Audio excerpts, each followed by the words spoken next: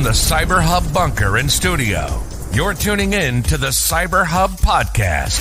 And now for your host and CISO, James Azar. We are wrapping up another week, Cyber Gang. What is happening March 24th, 2021, the last episode of the week for the practitioner brief / your favorite cyber news. So much stuff going on in the world of cyber. This week has been really one of the most exciting and fascinating weeks we've had in a really long time. And I know some are going to be like, James, but last month and 2 months ago. Yeah, but the game is changing. I've been saying it all week, but we are definitely seeing a shift in security. That shift is a good shift, folks. It really is. It's bringing more attention, more focus, it's mainstreaming what we're doing, and I think that's really, really, really, really important. Very, very critical. All right. So before we get started on today's show, let's talk a little bit about what we're going to be looking at today. One, we're going to be talking about the Okta. So keep that in mind. VMware's got a patch. Azure developers are being targeted significantly. And then the FBI released their cybercrime report for 2021. The numbers are staggering. And, you know, the FBI puts a Russian on the most wanted. Now there's a cyber most wanted list, apparently, like, you know, strike while the iron is hot. So shout out to KnowBe4 for their support of our program, folks. You can see more about them in the show notes. Let's get to some shout outs this morning. Eddie, good morning to Eric. Anna Lynn on YouTube. Taylor, good morning to Tyler. Tom, what is happening? Finley, to you as well. I got to see who this one is right here. This is Dale. Dale, good morning to you. And Anthony, thank you all for being here this morning. We're going to get right into today's show. But before we do that, I want y'all to grab your whatever you're drinking this morning. be a Red Bull, cup of coffee, tea. Some people drink tea in the morning. I know one, Chris Roberts. He enjoys his tea. I enjoy my full espresso. Beautifully warm, exciting, smooth, just delicious, invigorating. It's my fourth of the morning. It's been one of those. So, coffee cup cheers. All right, let's get into what's going on. Okta's CISO yesterday went through a live webinar. During the webinar, he went through what was going on with the breach. I thought in full transparency.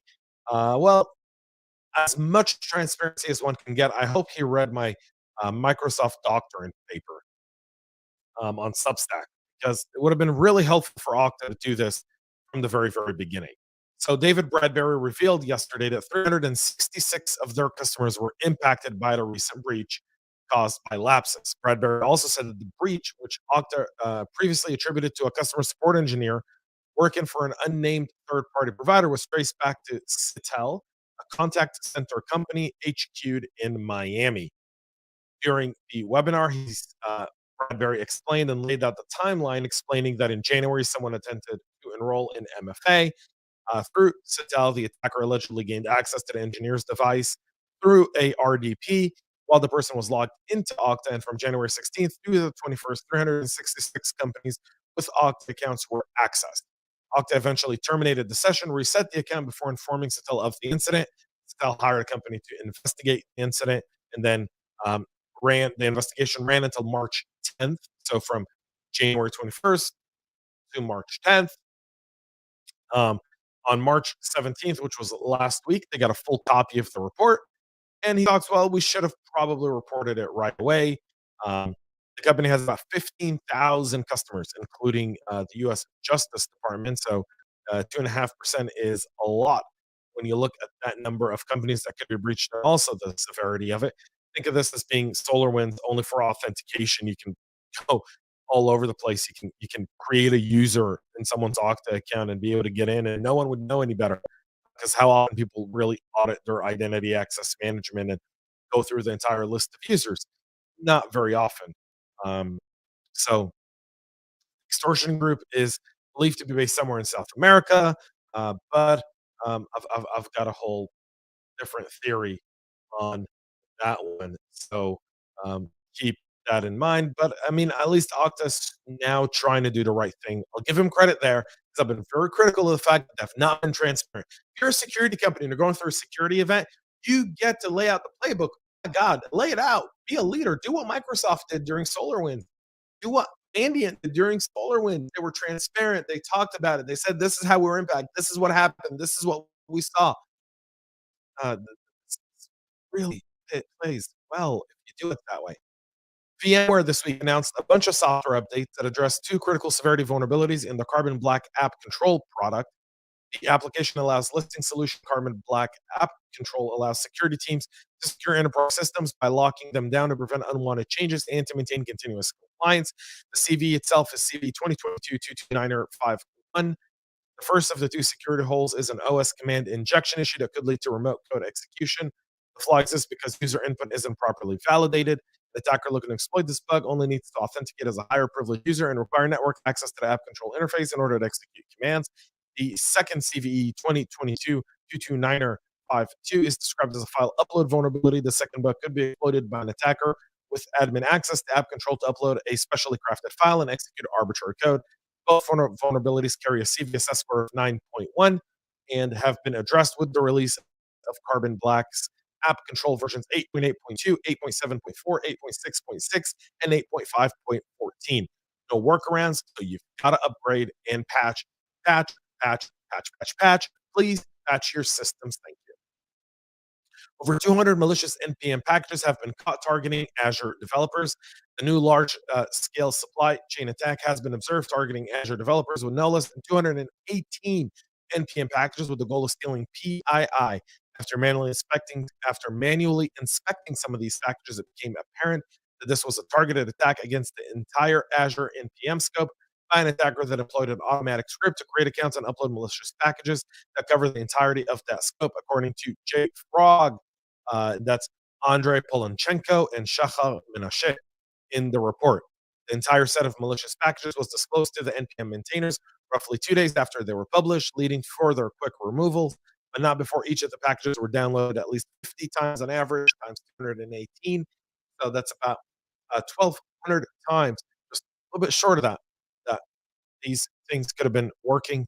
The attack refers to what's called typo squatting, which has taken place when bad actors push rogue packages with names mimicking legitimate libraries to a public software registry such as NPM or PyPy, with the hope of tricking users into installing them.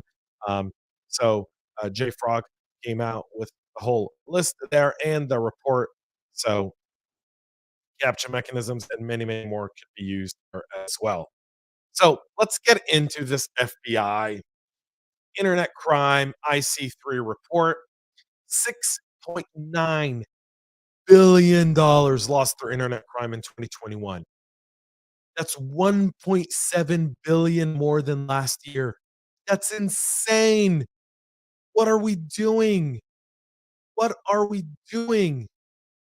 The report, which compiles information from the FBI Internet Crime Complaint Center, was released Tuesday, and it shows that the center received 847,376 complaints throughout the year, double the number for the people who didn't report it. Most concerning, ransomware, BEC schemes, and the criminal use of crypto. It represents a 7% increase compared to 2020, and the FBI received an average of more than 2,300 complaints each day. Hey, FBI, an idea. Maybe it's time you become a cyber agency. Paul Abate, the deputy director of the FBI, said BEC crimes led to 19,954 complaints with an adjusted loss of nearly $2.4 billion. 2.4 billion. Look at these numbers. 4.2 last year, 6.9 this year in billions, folks. This is in millions. This is billions. What are we doing?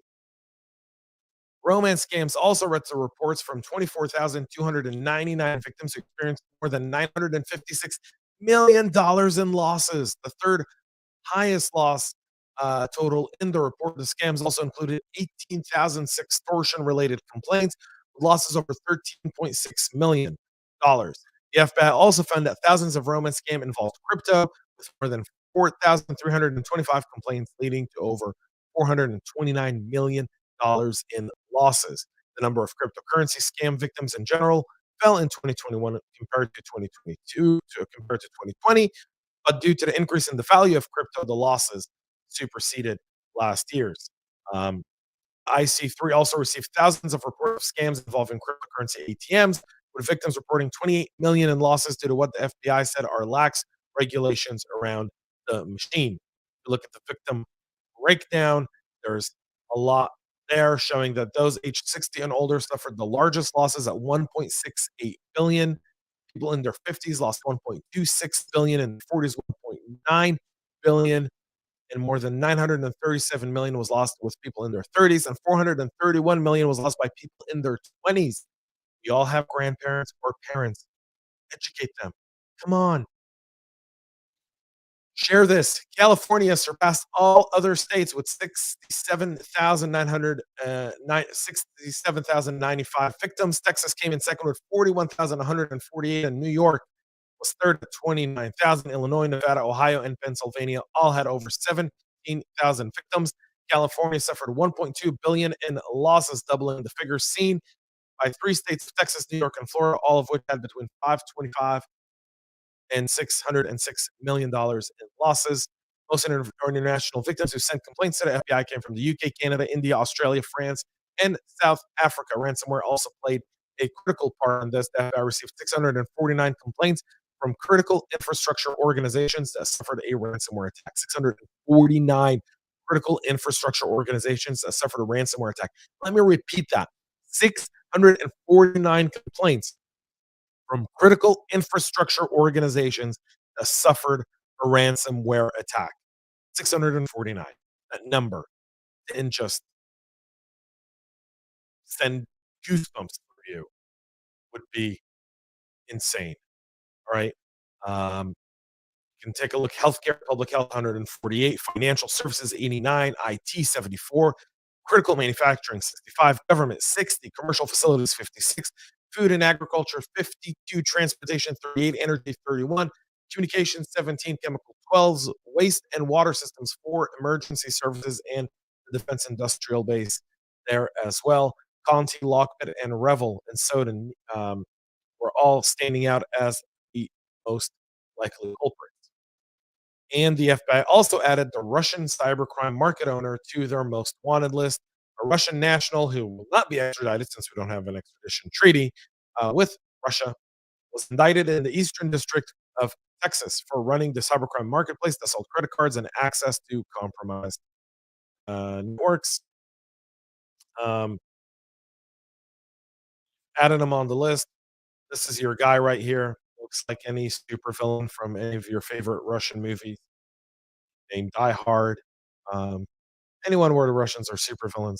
Guy pretty much looks the role, plays it right there. Now he's most wanted by the FBI. So he'll probably he'll never leave Russia ever again. So yeah, take that. Yep. So folks, that's it today. 649. Yeah, that number's still right here. Just I can't get out of it.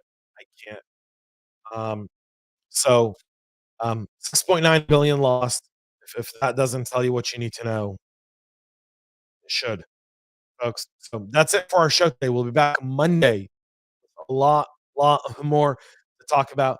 Until then, have a great rest of your day. Have an enjoyable weekend. But most importantly, practice safe internet browsing and stay cyber safe. Cheers.